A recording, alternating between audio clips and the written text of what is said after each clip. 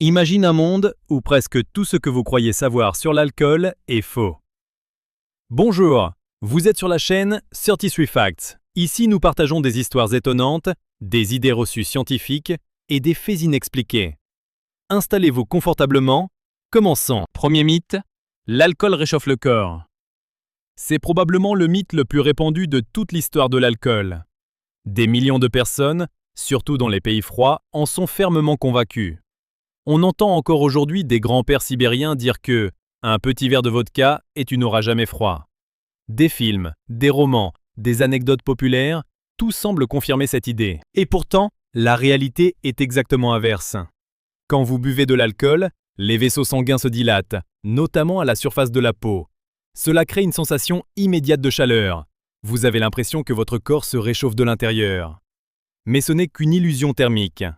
En réalité, cette dilatation accélère la perte de chaleur corporelle. Votre corps se refroidit plus vite qu'il ne le ferait sans alcool. C'est un paradoxe physiologique. Vous ressentez de la chaleur pendant que votre température centrale baisse. Des études menées dans les pays scandinaves et en Russie ont montré que de nombreux cas d'hypothermie fatale impliquaient des personnes qui avaient bu, persuadées d'être protégées contre le froid. L'alcool les avait trompés jusqu'au bout. Mais attendez, ce n'est pas tout. Ce mythe a même eu des conséquences tragiques lors de guerres et d'expéditions polaires. Des soldats russes recevaient parfois une ration d'alcool avant de partir dans le froid, une pratique qui, selon les médecins militaires modernes, augmentait en réalité le risque de gelure grave. Le corps, croyant être au chaud, cessait de frissonner. Ce mécanisme naturel de production de chaleur s'arrêtait. Le frisson est une réponse involontaire qui génère de l'énergie thermique par contraction musculaire. L'alcool inhibe cette réponse. Résultat, le corps perd sa dernière ligne de défense contre le froid. Ce mythe est donc non seulement faux, il est potentiellement mortel. Et cela devient encore plus intéressant. Deuxième mythe, boire du café aide à dégriser. Combien de fois avez-vous entendu un ami dire « Attends, je vais boire un café fort et je serai bon pour conduire ». Cette idée est tellement ancrée dans la culture populaire qu'elle est devenue un réflexe social. On la retrouve dans des dizaines de films hollywoodiens, des séries télévisées, des publicités implicites. Et pourtant, les scientifiques sont unanimes, le café ne réduit pas le taux d'alcool dans le sang. Pas d'un millième de gramme. La caféine est un stimulant qui agit sur le système nerveux central, créant un état d'éveil artificiel. Vous vous sentez plus alerte, plus concentré. Mais votre coordination, votre temps de réaction et votre jugement restent aussi altérés qu'avant. Ce phénomène a été étudié à l'université Duke, aux États-Unis, où des chercheurs ont observé que les personnes sous l'effet combiné d'alcool et de caféine se sentaient plus confiantes en leur capacité à conduire, tout en étant objectivement aussi peu aptes que celles qui n'avaient bu que de l'alcool. La combinaison crée en réalité une dangerosité supplémentaire. Vous êtes aussi ivre, mais vous ne le réalisez pas. Voici un détail important.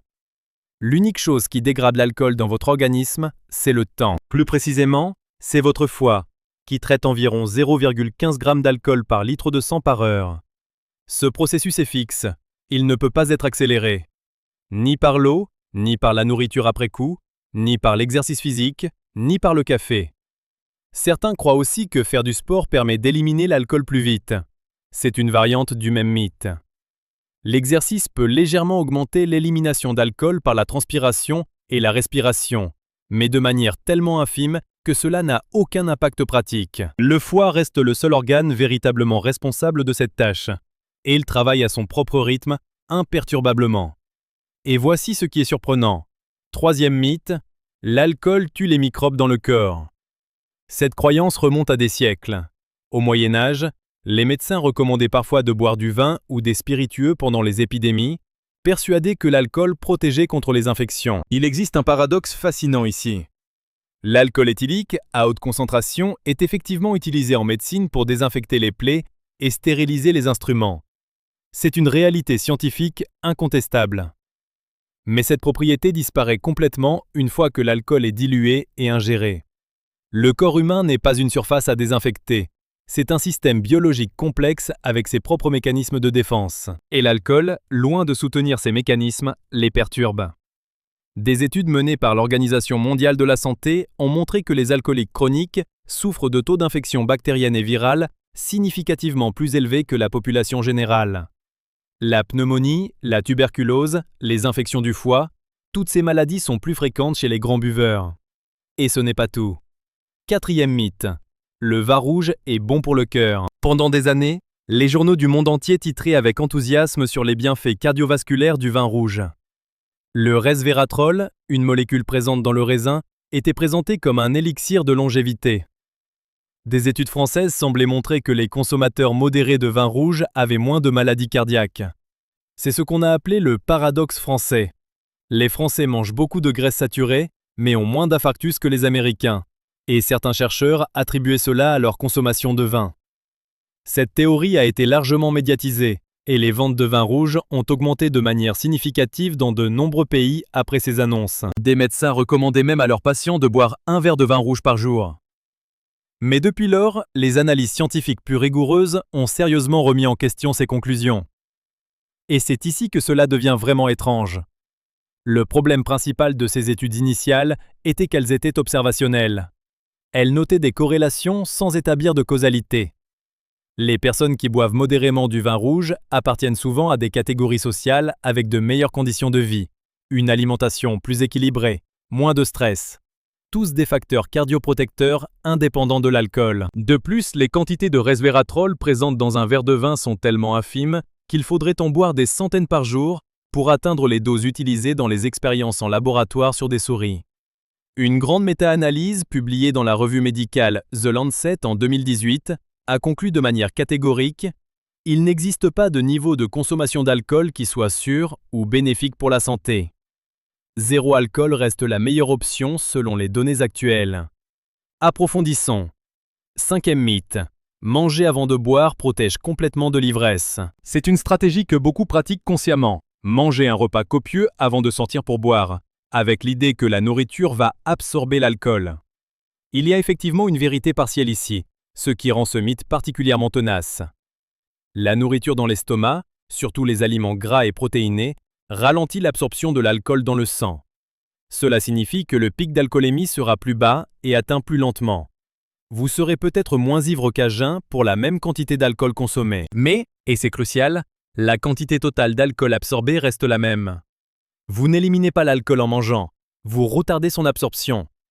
Sur une période de temps plus longue, votre taux d'alcoolémie atteindra le même niveau qu'à jeun.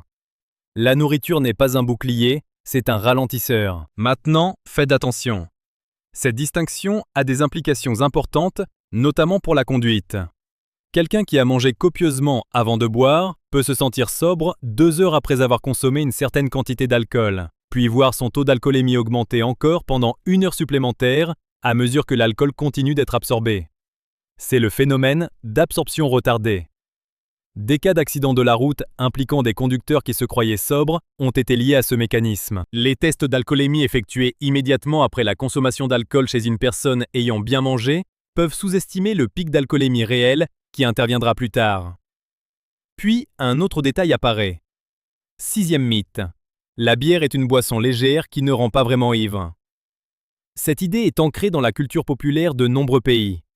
En Allemagne, en Belgique, en République tchèque, en France, partout, la bière est considérée comme une boisson ordinaire, presque anodine. On la boit pendant les repas, lors des fêtes familiales, au travail parfois lors de certaines cultures d'entreprise. Mais cette perception de légèreté est trompeuse à plusieurs niveaux. Une pinte de bière standard à 5% d'alcool contient environ 25 grammes d'alcool pur. C'est l'équivalent d'un verre de vin ou d'un tiers d'un verre d'alcool fort. Multiplié par 4 ou 5 verres au cours d'une soirée, et vous avez consommé l'équivalent d'une quantité d'alcool très significative. De plus, la bière est souvent consommée en grande quantité précisément parce qu'elle est perçue comme inoffensive. Et voici ce qui soulève des questions. La teneur calorique de la bière est également largement sous-estimée. Une pinte contient en moyenne 200 calories, principalement des glucides et de l'alcool. 4 pintes, c'est 800 calories, presque l'équivalent d'un repas complet. La bière contient aussi des phytoestrogènes issus du houblon, des composés qui imitent l'action des œstrogènes dans l'organisme. C'est l'une des théories avancées pour expliquer le fameux « ventre de bière » et certains changements corporels observés chez les grands consommateurs de bière. Ces aspects ne sont généralement pas discutés dans les conversations sociales autour d'une pinte. Si vous aimez nos vidéos sur des faits étonnants, des mythes et des révélations audacieuses, Soutenez-nous avec un like et écrivez le chiffre 1 dans les commentaires. Sinon, écrivez 0. Cela nous aidera à comprendre ce qui vous intéresse et à rendre nos épisodes encore meilleurs. Mais il existe une autre version. 7e mythe. L'alcool améliore les performances sexuelles. Shakespeare l'avait bien résumé dans Macbeth. L'alcool provoque le désir, mais détruit la performance. Pourtant, ce mythe persiste dans la culture masculine surtout, où l'alcool est souvent présenté comme un désinhibiteur qui améliore l'expérience sexuelle. Il y a une vérité partielle dans l'aspect désinhibiteur. L'alcool réduit l'anxiété sociale et peut faciliter les interactions. Mais physiologiquement, dès le 2e ou 3e verre, l'alcool commence à inhiber les réflexes neurologiques nécessaires à l'excitation et à la performance sexuelle. Chez les hommes, des études ont documenté une corrélation directe entre la consommation d'alcool et les problèmes érectiles. Chez les femmes, l'alcool réduit la sensibilité génitale et la lubrification naturelle. Les deux partenaires peuvent ressentir plus de désir subjectivement tout en ayant une capacité physiologique réduite. Une combinaison particulièrement frustrante. Le point suivant n'est pas moins étonnant. 8e mythe, boire de l'eau entre les verres prévient la gueule de bois. Des générations d'étudiants et de fêtards ont adopté cette stratégie. Un verre d'eau pour chaque verre d'alcool. L'idée semble logique, l'alcool déshydrate, donc l'eau compense. Et encore une fois, il y a une vérité partielle ici. L'alcool est un diurétique. Il inhibe l'hormone antidiurétique, ce qui pousse les reins à éliminer plus d'eau que d'habitude. La déshydratation est l'un des facteurs contributifs à la gueule de bois. Donc boire de l'eau atténue effectivement certains symptômes, notamment les maux de tête liés à la déshydratation. Mais la gueule de bois n'est pas uniquement causée par la déshydratation. Elle résulte d'un processus métabolique complexe impliquant l'acétaldéhyde, un sous-produit toxique du métabolisme de l'alcool, des processus inflammatoires, des perturbations du sommeil, une hypoglycémie et des déséquilibres électrolytiques. Et ici, une nouvelle histoire apparaît.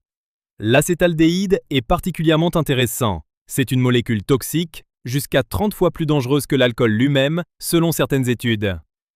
Votre foie convertit l'alcool en acétaldéhyde avant de le transformer en acétate, une substance inoffensive. Si votre foie ne peut pas effectuer cette deuxième conversion assez rapidement, l'acétaldéhyde s'accumule dans le sang et provoque des nausées, des flushs cutanés, des palpitations et des maux de tête intenses. C'est exactement ce que ressentent les personnes d'origine est-asiatique qui ont une variante génétique de l'enzyme ALDH2. Elles ne peuvent pas dégrader l'acétaldéhyde efficacement et souffrent de réactions très intenses, même après de petites quantités d'alcool. L'eau ne fait rien contre ce processus biochimique. Passons à la suite. 9e mythe, les alcools blancs sont moins nocifs que les alcools foncés. Vodka contre whisky, gin contre rhum brun, beaucoup de gens croient que les alcools clairs sont plus purs et provoquent des gueules de bois moins sévères. Cette idée est partiellement fondée sur la notion de congénères, des substances chimiques produites pendant la fermentation et la distillation, responsables en partie de la saveur et de la couleur des alcools.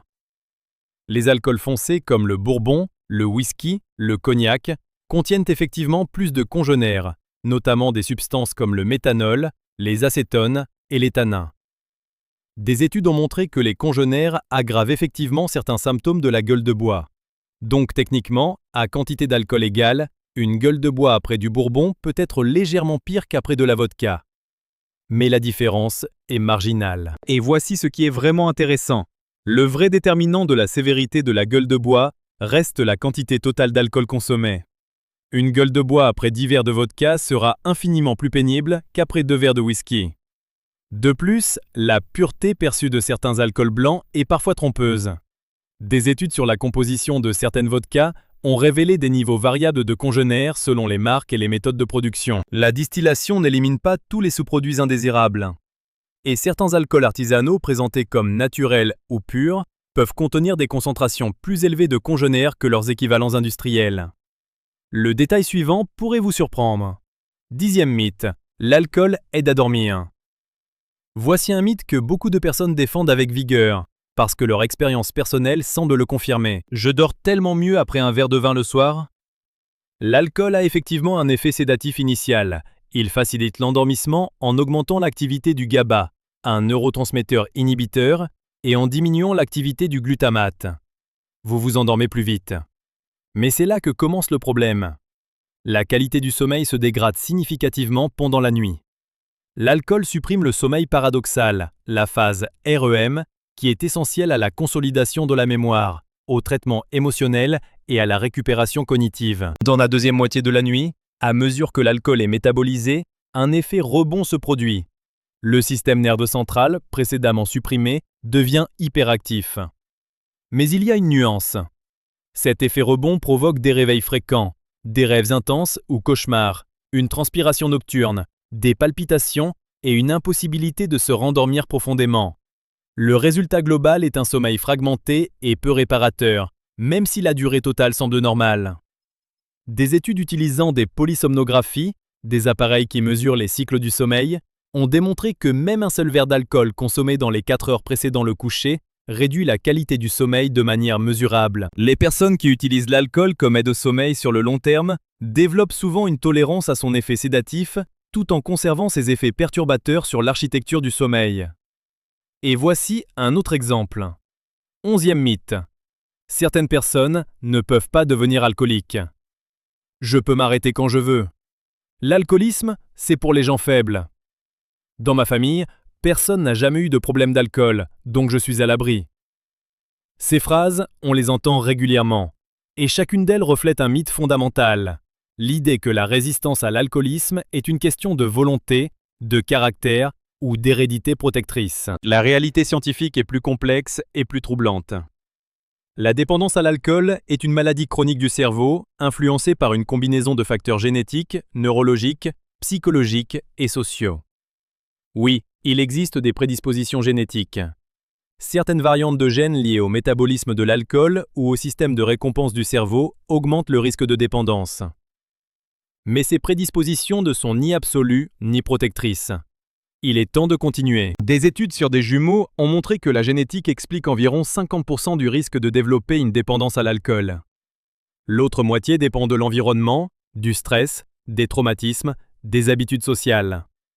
N'importe qui, quel que soit son bagage génétique, peut développer une dépendance à l'alcool dans les bonnes, ou plutôt mauvaises conditions. De plus, la dépendance se développe rarement de manière spectaculaire. Elle progresse insidieusement sur des années, en modifiant graduellement les circuits cérébraux de récompense. Au moment où la personne réalise qu'elle a perdu le contrôle, des changements neurobiologiques profonds se sont déjà produits. La volonté de s'arrêter se heurte alors à des mécanismes biologiques puissants. Ici se cache un point important. 12e mythe, l'alcool est moins dangereux que les drogues illégales. Cette comparaison revient souvent dans les débats sur les politiques de santé publique, et elle contient une dose de vérité sélective. Par rapport à certaines drogues comme la méthamphétamine ou l'héroïne, l'alcool peut sembler bénin. Mais quand on examine les données globales de mortalité, de morbidité et de coûts sociaux, l'image change radicalement. L'alcool est responsable de plus de 3 millions de décès par an dans le monde, selon l'Organisation mondiale de la santé. C'est plus que le VIH, la tuberculose et la violence combinée dans certaines régions.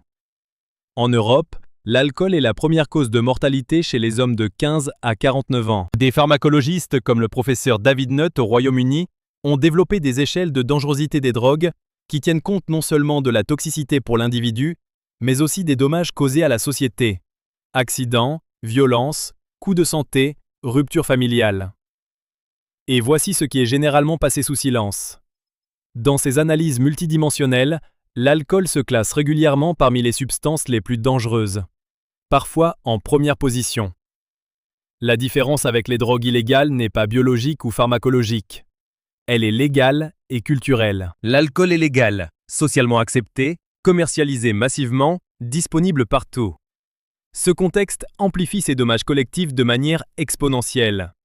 Un produit aussi toxique que l'alcool, s'il était découvert aujourd'hui comme une nouvelle substance, ne passerait jamais les tests d'approbation médicale. Il serait classé substance dangereuse et soumis à des restrictions strictes. Il y a une suite. 13e mythe. Boire avec modération et sans danger pour tout le monde. L'idée de consommation modérée ou raisonnable d'alcool est au cœur de nombreux messages de santé publique dans les pays occidentaux. Pendant des décennies, les organismes de santé ont défini des niveaux de consommation à faible risque. 2 verres par jour pour les hommes, 1 pour les femmes. Mais cette notion de modération cache des variations biologiques considérables. Les femmes métabolisent l'alcool différemment des hommes. Elles ont généralement moins d'alcool déshydrogénase dans l'estomac, ce qui signifie qu'une plus grande proportion d'alcool passe directement dans le sang sans être prédigérée. Pour une même quantité d'alcool consommé, une femme atteindra un taux d'alcoolémie plus élevé qu'un homme de même poids. Cela signifie que les limites raisonnables définies pour les hommes sont inappropriées pour les femmes. Et maintenant, un fait rarement évoqué. De plus, la tolérance varie considérablement selon l'âge, le poids, les médicaments pris, la santé hépatique, la génétique et de nombreux autres facteurs. Ce qui est modéré pour une personne peut être excessif pour une autre. Et la méta-analyse de 2018 dans The Lancet, déjà mentionnée, a montré que même une consommation modérée augmente légèrement le risque de certains cancers, notamment le cancer du sein chez les femmes. Il n'existe pas de seuil en dessous duquel l'alcool est absolument sans risque. La modération réduit les risques, mais ne les élimine pas. À partir de ce moment, la partie la plus intéressante commence. 14e mythe. L'alcool stimule la créativité. Hemingway buvait. Fitzgerald buvait. Toulouse-Lautrec, Verlaine, Poe. La liste des artistes et écrivains célèbres connus pour leur consommation d'alcool est longue. Et de là est née l'idée romantique que l'alcool libère la créativité, désinhibant l'artiste et lui permettant d'accéder à des zones de l'esprit normalement inaccessibles. Certaines études ont effectivement montré qu'une légère consommation d'alcool peut favoriser la pensée divergente, la capacité à trouver des associations inattendues entre des idées. L'alcool réduit la pensée analytique rigoureuse et l'autocensure, ce qui peut parfois générer des connexions créatives inhabituelles.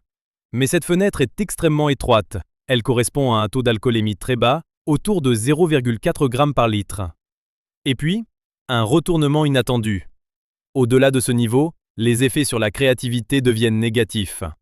La pensée devient moins précise, la mémoire de travail se dégrade, la capacité d'évaluation critique, essentielle pour distinguer une bonne idée d'une mauvaise, s'effondre. Les artistes et écrivains alcooliques célèbres ont souvent produit leurs œuvres majeures malgré leur alcoolisme, et non grâce à lui.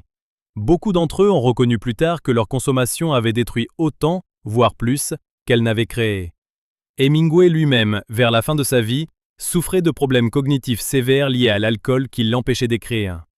L'image romantique de l'artiste alcoolique est une construction narrative qui cache des réalités bien plus sombres. Ce moment change tout. 15e mythe. L'alcool de qualité ne donne pas de gueule de bois. Avec du bon whisky, tu n'as jamais de gueule de bois. Si tu bois du champagne de qualité, tu ne souffres pas le lendemain. Cette croyance est très répandue, surtout parmi les amateurs et connaisseurs qui investissent dans des alcools premium. L'idée sous-jacente est que les alcools bon marché contiennent des impuretés qui causent la gueule de bois et que les alcools de qualité, mieux distillés et vieillis, en sont exempts. Comme pour la plupart des mythes liés à l'alcool, il y a une petite vérité cachée ici. Certains alcools très bon marché peuvent effectivement contenir plus d'impuretés et de congénères indésirables. Mais la contribution de ces impuretés à la gueule de bois est marginale comparée à la quantité totale d'alcool consommé. L'alcool éthylique lui-même, présent dans tout alcool, qu'il coûte 2 € ou 200 €, est la principale cause de la gueule de bois. Examinons le point suivant. 16e mythe. Le vin est moins calorique que la bière. Cette croyance pousse de nombreuses personnes soucieuses de leur poids à choisir le vin plutôt que la bière, pensant faire un choix plus léger. La réalité nutritionnelle est plus nuancée. Un verre de vin rouge standard de 150 ml contient environ 120 à 130 calories. Une pinte de bière légère de 500 ml en contient environ 150 à 200. Donc à volume égal, le vin est effectivement plus calorique, mais les portions consommées sont différentes. Le problème est que les gens comptent rarement leur verre de vin avec autant de précision que leurs portions alimentaires. Un verre généreux de vin au restaurant peut facilement atteindre 200 ml, soit plus de 160 calories. Et si vous buvez 3 ou 4 de ces verres lors d'un dîner, vous avez consommé entre 500 et 600 calories rien qu'en alcool, sans compter les accompagnements. Avançons. 17e mythe, les bières sans alcool n'en contiennent vraiment aucune trace. Ce mythe a des implications sérieuses pour certaines catégories de personnes. Les anciens alcooliques hors établissement, les femmes enceintes, les personnes sous certains médicaments, les chauffeurs. La réglementation européenne autorise l'étiquetage sans alcool pour les boissons contenant jusqu'à 0,5% d'alcool par volume. Cela peut sembler négligeable, mais pour une personne qui consomme plusieurs bières sans alcool dans une soirée, la quantité totale d'alcool ingérée n'est pas zéro. Une canette de 33 centilitres d'une bière à 0,5% contient environ 1,5 g d'alcool. Boire 5 canettes équivaut à environ 7,5 g d'alcool, soit un tiers d'un verre standard. Pour un alcoolique en rétablissement ou une femme enceinte, ce n'est pas anodin. Maintenant, ce qui est souvent caché. De plus, des tests indépendants ont régulièrement montré que de nombreuses bières commercialisées comme sans alcool dépassent les valeurs indiquées sur l'étiquette. Des analyses ont trouvé des teneurs allant jusqu'à 1,8% d'alcool dans des produits censés en contenir 0,5 ou moins. La variabilité de production est une réalité industrielle que les étiquetages ne reflètent pas toujours avec précision. Les personnes qui choisissent ces boissons pour des raisons de santé ou de sécurité devraient être informées de cette réalité. Et voici ce qui soulève des questions. 18e mythe, l'alcool dilate les pupilles et améliore la vision dans l'obscurité. Contrairement à ce que certains croient, l'alcool ne dilate pas les pupilles, c'est plutôt l'inverse qui se produit. Sous l'effet de l'alcool, les pupilles ont tendance à réagir plus lentement au changement de lumière. La capacité d'adaptation visuelle à l'obscurité est réduite. La vision périphérique est diminuée. La profondeur de champ est moins bien perçue. Les conducteurs en état d'ivresse voient leur champ visuel se rétrécir. C'est ce qu'on appelle la vision en tunnel. Et leur temps de réaction aux stimuli visuels s'allonge considérablement. C'est l'une des raisons pour lesquelles la conduite sous l'influence de l'alcool est si dangereuse, même à des niveaux relativement modérés. Et voici un autre exemple. 19e mythe. L'alcool aide à oublier les souvenirs douloureux. Beaucoup de personnes en souffrance psychologique ou émotionnelle se tournent vers l'alcool comme anesthésique. Et il est vrai que l'alcool a un effet sédatif sur les centres émotionnels du cerveau. Il réduit l'activité de l'amygdale, la région cérébrale impliquée dans le traitement de la peur et des émotions négatives. Mais oublier n'est pas aussi simple. Des études en neurosciences ont montré que l'alcool perturbe la formation de nouveaux souvenirs, mais ne supprime pas les anciens.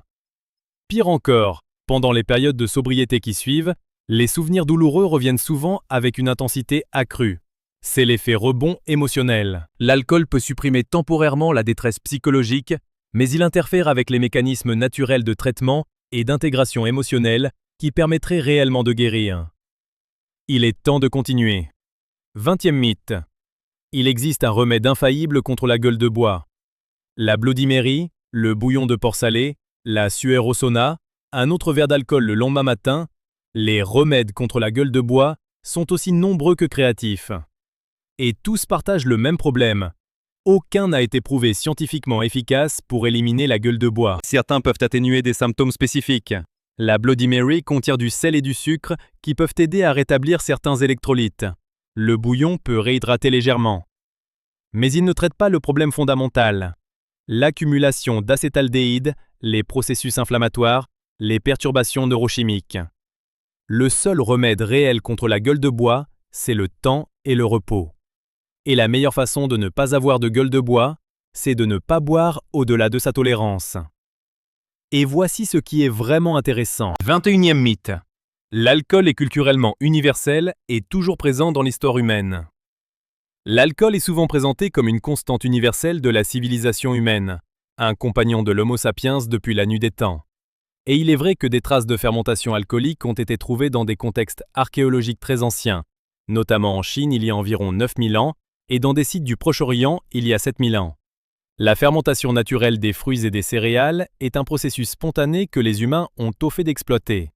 Mais présent ne signifie pas universel. De nombreuses cultures dans l'histoire n'ont pas développé de tradition de consommation d'alcool. Certaines civilisations précolombiennes d'Amérique du Nord, certaines sociétés du Pacifique, plusieurs cultures nomades d'Asie centrale, l'alcool n'y jouait pas de rôle central ou n'y était pas présent du tout. Passons maintenant à la partie la plus curieuse. De plus, la perception culturelle de l'alcool a varié de manière dramatique à travers le temps. Ce qui est aujourd'hui normalisé en France ou en Allemagne, boire du vin ou de la bière quotidiennement, a été à d'autres époques et dans d'autres cultures considéré comme un vice sérieux. Les mouvements de tempérance du 19e siècle dans les pays anglo-saxons ont conduit à des prohibitions légales, reflétant des valeurs culturelles très différentes.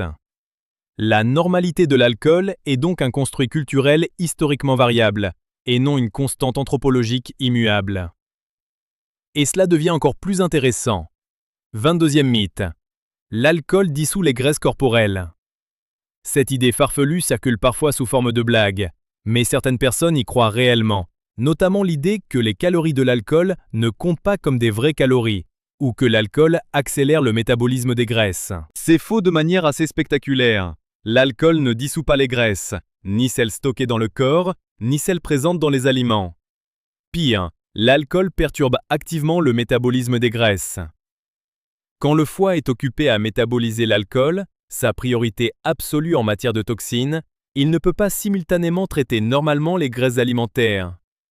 Ces graisses sont alors stockées dans les adipocytes plutôt que brûlées. La consommation régulière d'alcool est ainsi associée à une augmentation du tissu adipeux, particulièrement de la graisse viscérale abdominale. Voici un détail important. 23e mythe. Les alcools biologiques ou naturels sont moins nocifs. Le marché des vins nature, des bières artisanales bio, des spiritueux sans sulfite connaît une croissance explosive. Et avec lui l'idée que ces alcools plus authentiques sont aussi plus sains. Techniquement, les vins sans sulfite ajouté peuvent contenir moins d'agents conservateurs chimiques susceptibles de provoquer des allergies ou des maux de tête chez certaines personnes. Les alcools biologiques évitent les pesticides et herbicides. Ce sont des avantages réels, mais très circonscrits. L'alcool éthylique lui-même, la molécule responsable de tous les effets toxiques, est strictement identique qu'il soit produit par des raisins cultivés en agriculture biologique ou conventionnelle.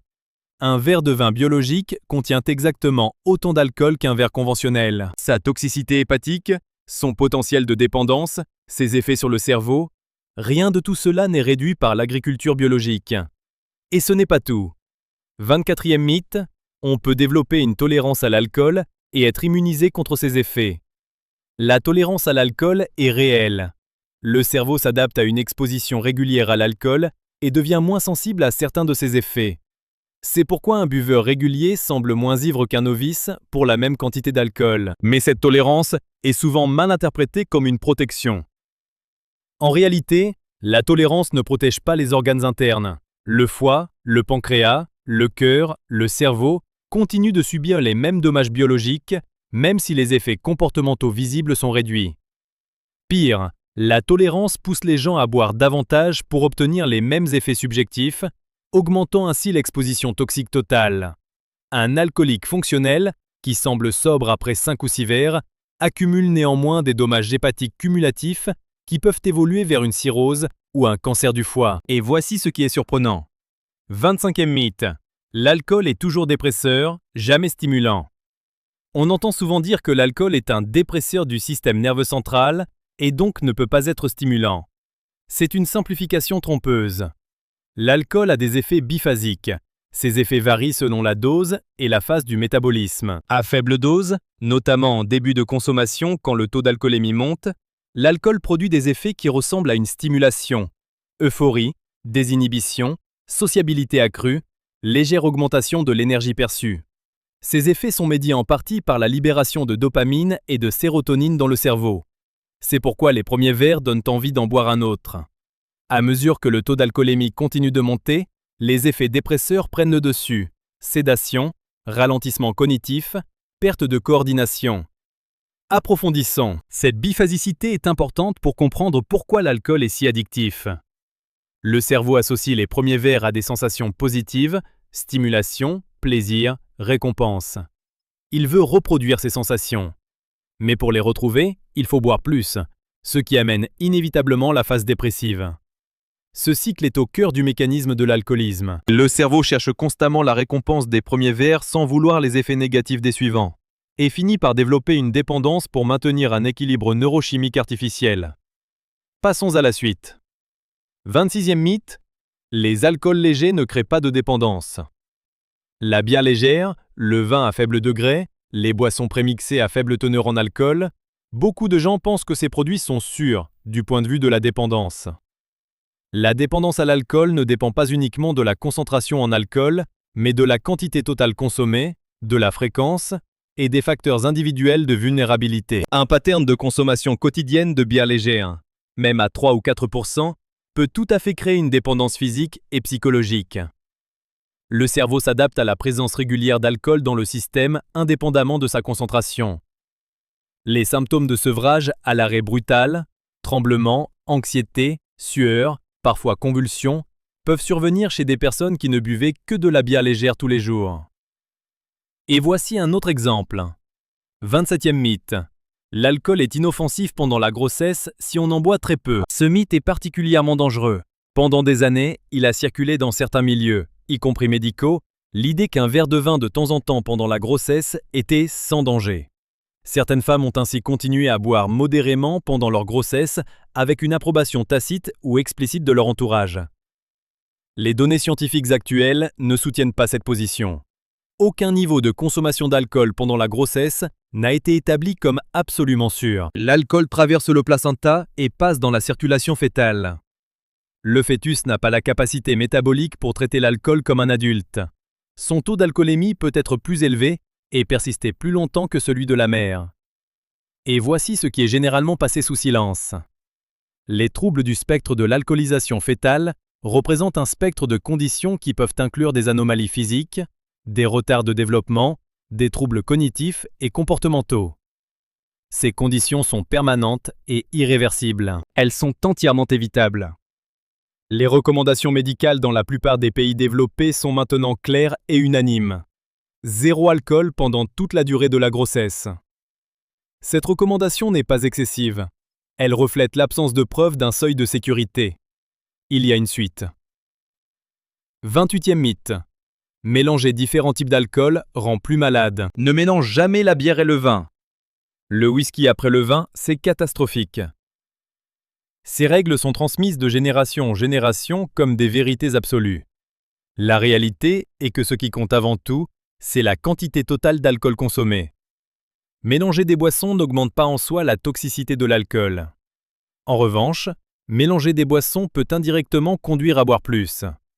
Les différents goûts et les effets spécifiques de chaque boisson peuvent masquer la sensation d'ivresse cumulée. De plus, certaines boissons mélangées, notamment les cocktails sucrés qui combinent alcool et boissons gazeuses sucrées, accélèrent légèrement l'absorption de l'alcool. Le dioxyde de carbone dans les boissons gazeuses favorise le passage de l'alcool à travers la paroi gastrique vers le sang. Et maintenant, un fait rarement évoqué. 29e mythe. L'alcool est un aphrodisiaque. Reconnu scientifiquement. Nous avons déjà évoqué les problèmes de performance sexuelle liés à l'alcool. Mais ce mythe mérite son propre développement car il va au-delà de la question des performances. L'idée que l'alcool augmente le désir sexuel est partiellement vraie. L'effet désinhibiteur de l'alcool peut réduire l'anxiété sociale et faciliter les interactions romantiques. Mais cette désinhibition n'est pas une augmentation du désir intrinsèque. Elle est plutôt une réduction des inhibitions qui existaient indépendamment. Autrement dit, l'alcool ne crée pas du désir. Il réduit les barrières psychologiques qui pourraient le réprimer. Cette distinction est importante, notamment dans le contexte des questions de consentement éclairé. Une personne sous l'effet de l'alcool peut sembler vouloir quelque chose qu'elle n'aurait pas voulu à jeun. Non pas parce que ses désirs ont changé, mais parce que sa capacité à évaluer et exprimer ses vrais désirs a été altérée. À partir de ce moment, la partie la plus intéressante commence. 30e mythe. L'alcool artisanal local est toujours plus sûr que l'alcool industriel. Dans de nombreuses régions du monde, la production artisanale d'alcool non réglementé représente un véritable risque de santé publique. Des alcools de contrebande, des alcools distillés dans des conditions non contrôlées peuvent contenir du méthanol, l'alcool bois, en quantité dangereuse. Le méthanol est extrêmement toxique. Il est métabolisé par le foie en formaldéhyde et en acide formique, des substances qui peuvent causer une cécité permanente et la mort. La dose létale de méthanol est d'environ 30 ml, 2 cuillerées à soupe. Des catastrophes régulières impliquant de l'alcool artisanal contaminé au méthanol surviennent chaque année dans de nombreux pays, causant des dizaines ou des centaines de victimes. En Turquie, en Inde, en Indonésie, en Iran, les intoxications en méthanol provenant d'alcool artisanal sont des problèmes de santé publique documentés. Et puis, un retournement inattendu. 31e mythe. L'alcool améliore les performances sportives. On pourrait croire que ce mythe est trop absurde pour être répandu. Pourtant, dans certains sports et cultures, l'idée persiste que quelques verres avant une compétition donnent du courage et améliorent les performances. En dart, dans certains sports de tir, ou dans des compétitions nécessitant une certaine décontraction musculaire, cette croyance a parfois une base culturelle. Mais scientifiquement, les données sont claires. L'alcool diminue la force musculaire, réduit l'endurance aérobie, altère l'équilibre et la coordination, diminue le temps de réaction, perturbe la thermorégulation pendant l'effort et interfère avec la synthèse des protéines musculaires, processus essentiel à la récupération et à la croissance musculaire. La consommation d'alcool après l'exercice physique, même en petite quantité, retarde significativement la récupération musculaire. Ce moment change tout. 32e mythe. On peut juger la qualité d'un alcool à son prix. Le marché des alcools premium est construit en grande partie sur cette croyance. Des bouteilles de whisky à plusieurs milliers d'euros, des champagnes à 500 € la bouteille, des vodkas cristallisés. Le prix est supposé être un indicateur fiable de qualité. Des études en dégustation à l'aveugle, où les dégustateurs ne connaissent pas le prix des produits, ont régulièrement produit des résultats perturbants pour l'industrie du luxe. Des vins à 10 € ont battu des vins à 100 € dans des concours conduits en double aveugle. Des tests utilisant des techniques de neuroimagerie ont montré que les sujets ressentaient subjectivement plus de plaisir en buvant le même vin quand on leur disait qu'il était cher. Une démonstration puissante de l'effet du marketing sur la perception sensorielle. Et voici ce qui est vraiment intéressant. 33e mythe. Tout le monde ressent les mêmes effets de l'alcool. Ce dernier mythe est peut-être le plus fondamental de tous, parce qu'il sous-tend beaucoup d'autres. La réalité est que les réponses à l'alcool varient de manière extraordinaire d'une personne à l'autre. La génétique joue un rôle majeur. Les variantes des gènes codant pour les enzymes de métabolisme de l'alcool, les variantes des récepteurs à l'alcool dans le cerveau, le sexe biologique, l'origine ethnique, tous ces facteurs créent des profils de réponse à l'alcool radicalement différents. Des études ont montré que certaines personnes métabolisent l'alcool 2 à 3 fois plus vite que d'autres. Ce qui enivre profondément une personne peut avoir peu d'effet sur une autre pour la même dose. Les risques de dépendance, les effets cardiovasculaires, les risques de cancer, tout varie individuellement. Cette variabilité rend dangereuses les recommandations uniformes et les comparaisons sociales du type « lui boit 2 fois plus que moi et il va bien ». Examinons maintenant ce qui reste incertain. Ce qui est certain, c'est que l'alcool est une substance psychoactive et toxique dont les risques ont été systématiquement minimisés par des décennies de culture, de marketing et de normalisation sociale. Les données disponibles aujourd'hui invitent à une prudence sincère, non pas à la prohibition, mais à une information claire, dépourvue de mythes et d'illusions. Parce que connaître la vérité sur ce qu'on consomme, c'est aussi une forme de liberté. Et maintenant, un fait rarement évoqué. Il y a quelque chose que l'on oublie souvent de mentionner dans les discussions sur l'alcool et ses mythes. Le rôle considérable que jouent les industries de l'alcool elles-mêmes dans la perpétuation de ces croyances. Des milliards d'euros sont dépensés chaque année en publicité, en lobbying et en financement de recherches orientées pour maintenir une image positive, voire saine, de la consommation d'alcool. Des études financées par l'industrie brassicole ont régulièrement produit des conclusions plus favorables à l'alcool que les études indépendantes portant sur les mêmes sujets. Ce phénomène, documenté dans des revues médicales sérieuses, rappelle les stratégies autrefois employées par l'industrie du tabac pour retarder la prise de conscience publique des dangers de la cigarette. La comparaison n'est pas anodine. Plusieurs chercheurs en santé publique l'ont explicitement établi. Passons maintenant à la partie la plus curieuse. Ce que cela signifie concrètement, c'est que notre perception collective de l'alcool n'est pas uniquement le fruit de traditions culturelles organiques. Elle a été façonnée, nourrie et entretenue activement par des acteurs économiques ayant un intérêt direct dans notre consommation. Les slogans publicitaires qui associent la bière à la convivialité, le champagne à la célébration, le whisky à la réussite professionnelle, tout cela construit un imaginaire culturel qui rend très difficile l'évaluation objective des risques. Quand vous ressentez le besoin d'un verre lors d'une fête, vous ne répondez pas seulement à un désir personnel. Vous répondez aussi à des décennies de conditionnements culturels et publicitaires extrêmement sophistiqués. Et voici ce qui soulève des questions. La normalisation de l'alcool dans les médias est un phénomène fascinant à observer. Dans les séries télévisées populaires, les personnages principaux boivent dans des situations stressantes, romantiques, festives ou tristes. Et presque jamais ces scènes ne montrent de conséquences négatives. L'alcool est présenté comme une réponse universellement acceptable à toutes les émotions. Des études sur l'exposition des adolescents aux représentations de l'alcool dans les médias ont montré une corrélation significative avec une initiation précoce à l'alcool et une consommation plus élevée à l'âge adulte. Ce que vous voyez normalisé dès l'enfance finit par vous sembler normal, et les mythes s'enracinent d'autant plus profondément. Approfondissons.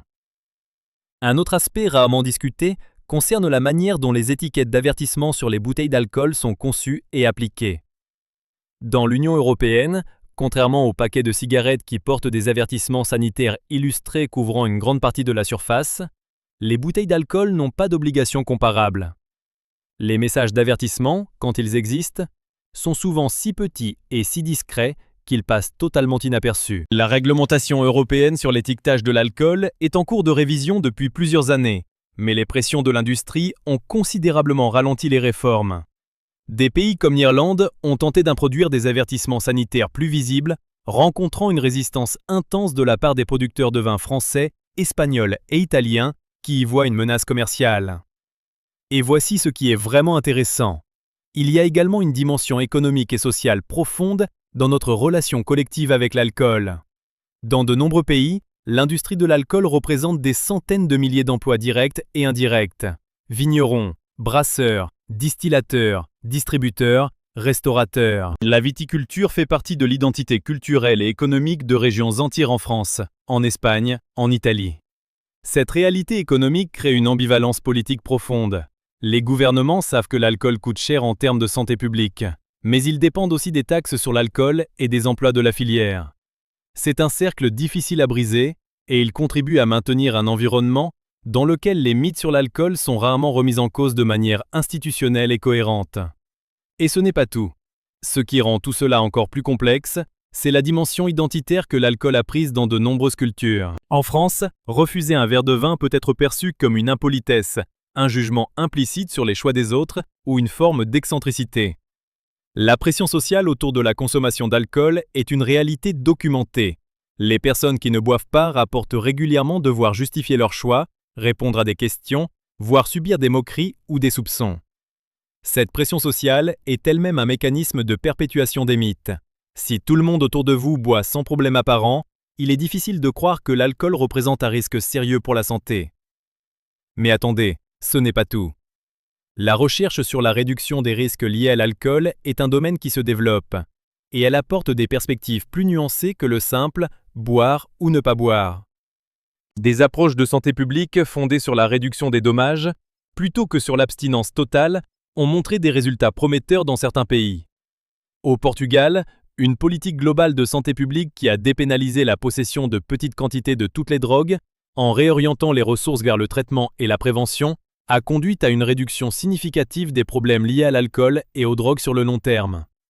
Ces approches reconnaissent la réalité humaine et sociale de la consommation d'alcool sans la romantiser ni la diaboliser. Et voici ce qui est généralement passé sous silence. Enfin, il est important de mentionner que la connaissance, à elle seule, ne change pas les comportements. Des décennies de campagnes d'information sur les dangers de l'alcool ont eu des effets limités sur les habitudes de consommation. Les experts en comportement humain soulignent que les décisions autour de l'alcool sont rarement purement rationnelles. Elles sont émotionnelles, sociales, identitaires. Déconstruire les mythes est nécessaire, mais insuffisant. Ce qui aide véritablement, c'est de créer des environnements sociaux où la non-consommation ou la consommation modérée est aussi facile, valorisée et acceptable que la consommation régulière. Cela passe par des politiques publiques, des normes culturelles changeantes et une industrie de la boisson qui propose des alternatives non alcoolisées de qualité, sans stigmate. Et puis, un retournement inattendu. Nous sommes à un moment charnière dans la relation des sociétés occidentales avec l'alcool. Les jeunes générations, les milléniaux et la génération Z, boivent statistiquement moins que leurs parents. Les mouvements Sobre Curieux et Sobre Octobre gagnent en popularité. Les boissons sans alcool de qualité, bières artisanales, vins désalcoolisés, cocktails sans alcool sophistiqués, connaissent une croissance commerciale rapide. Quelque chose est en train de changer dans notre rapport collectif à l'alcool. Et peut-être que cet épisode, en examinant 33 mythes que des millions de personnes croient encore, contribue modestement à cette évolution culturelle. Voilà pour aujourd'hui. Nous avons exploré ensemble 33 mythes sur l'alcool, des plus anciens aux plus modernes, des plus anodins aux plus dangereux. Certains de ces mythes sont des simplifications d'une réalité plus complexe. D'autres sont des illusions entretenues par l'industrie, la culture ou simplement la transmission orale de génération en génération. Ce que vous faites de ces informations vous appartient entièrement. Mais maintenant, vous les avez. Et une chose est vraie dans tous les cas. Comprendre ce que l'on consomme, c'est toujours mieux que de le faire dans l'ignorance. Merci d'avoir regardé jusqu'au bout. Si cet épisode vous a appris quelque chose, partagez-le avec quelqu'un qui croit encore à l'un de ces mythes. Vous êtes sur la chaîne 33 Facts et on se retrouve très bientôt pour un nouvel épisode. Prenez soin de vous.